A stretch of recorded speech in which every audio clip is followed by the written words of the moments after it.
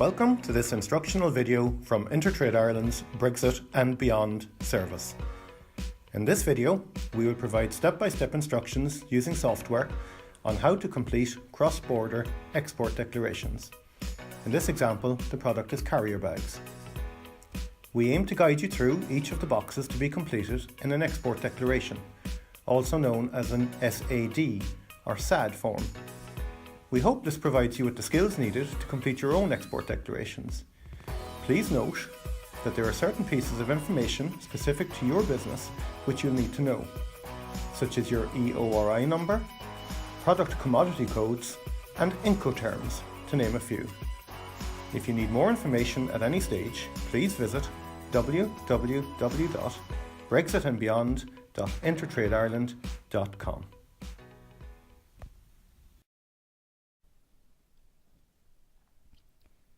The first piece of information required is a declarant, box 14.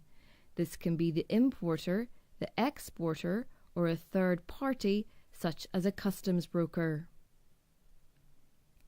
We then move on to number of items.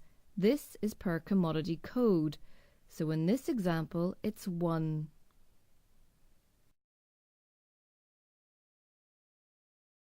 Box 14.1 asks for the status, if it's direct or indirect representation. It's highly likely it will be direct representation. Next, we are asked for the consignor code. In most cases, this will be the EORI number. We then provide the address of the consignor. In box 8.2, you need to provide the name and address of the consignee.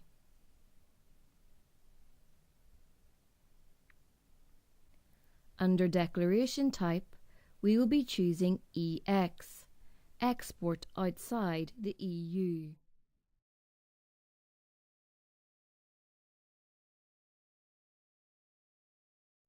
Box 30 asks for the location of goods, and we will be choosing Custom House Dublin Port for this example.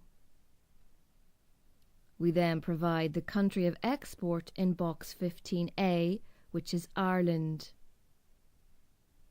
Then the country of destination in box 17A, which is United Kingdom.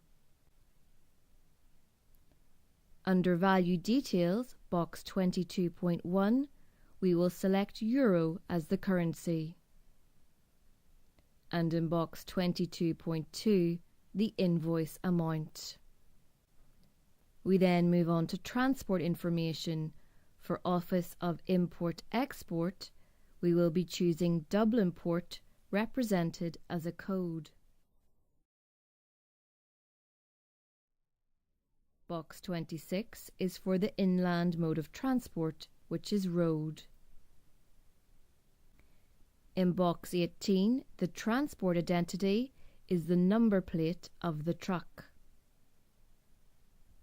In box 29, which asks for the Office of Entry-Exit, this is selected from a drop-down list, and in this example we choose United Kingdom, then Holyhead. In box 25, we will choose C as the mode of transport at the EU border, as the goods are being delivered via a ferry. The nationality of the transport at the EU border is Irish, as it's an Irish ferry. This is for box 21.2.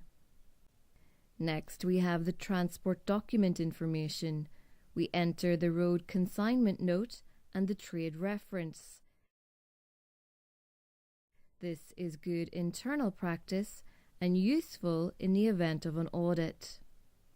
Generally speaking, all the options are not required, as some are for air travel and can be excluded depending on your software provider. Edit items. We now move on to Edit items, which is an option at the bottom of the screen. In the first box, box 34A, we are asked for the country of origin. This is a drop-down menu and we are choosing Ireland. In box 35, we enter the gross and net mass, both of which are in kilograms. We move on to the procedure code, box 37A.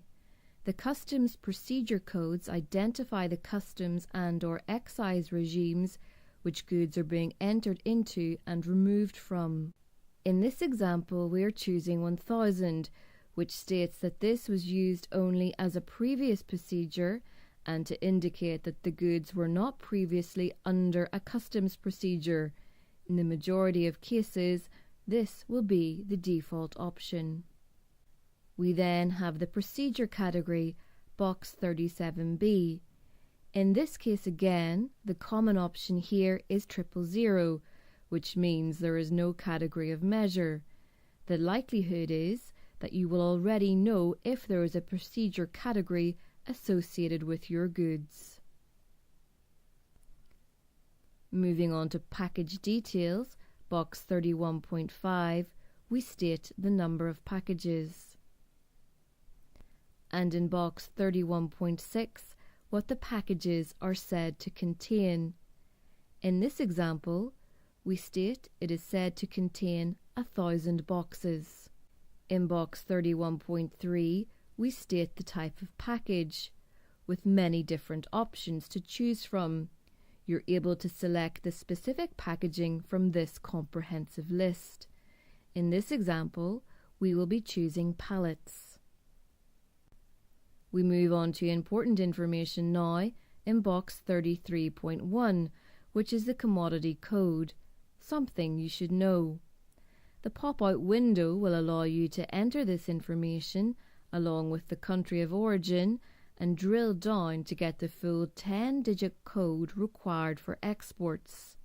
This can be copied and pasted if you don't know it offhand, and it can be pasted into box 33.1. We move on to the description of goods in box 31.7.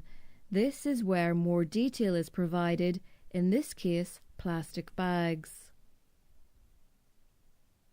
We move on to value information, box 40. We will be stating the previous customs documents we are referring to is option Z. In your case, choose the most appropriate option. A drop-down list will provide you with the document options and then list the reference number.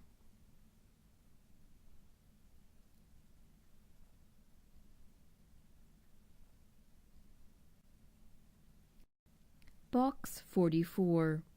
The box 44 option can be accessed from the bottom of the form and allows you to enter a coded valuation for the goods.